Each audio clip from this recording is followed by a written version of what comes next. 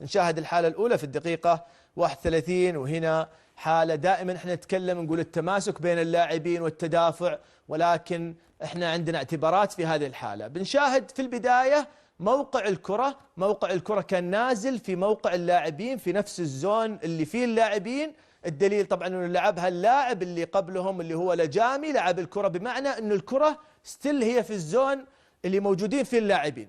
نجي الآن نشاهد هل اللاعبين كلهم يمسك الآخر أو هناك لاعب واحد يمسك ولا عنده أي منافسة على الكرة. بنشاهد هنا لاعب الرائد، نكمل شباب. هنا لاعب الرائد يمسك باليد اليمين للاعب النصر، ونشوف هنا في نكمل هنا في مسك، وطبعا هنا اللاعب هذا يعتبر مسك مؤثر وكمل اللاعب على المسك. وهنا طبعا ركلة جزاء لم تحتسب لفريق النصر في الدقيقة 31. الحكم شيك مع حكم الفيديو ولكن هو دعمه في القرار انه لا يوجد فيها شيء، ولكن هي فيها ركلة جزاء.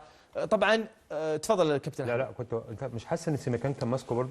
هو كان في وضع يد بالضبط. طبعا هو اكيد كابتن احمد بيكون في وضع يد، احنا دائما نقول لكن بشرط انه ما يكون مسك متبادل. هو فقط كان في وضع يد من سما كان نكمل. الى الان لا يوجد شيء. هنا حصلت ركلة الجزاء من لاعب الرائد. نشاهد حتى ماسك باليدين كلها ماسك يد لاعب النصر. في البداية تماسك طبيعي بين اللاعبين، لكن هنا حصلت ركلة الجزاء.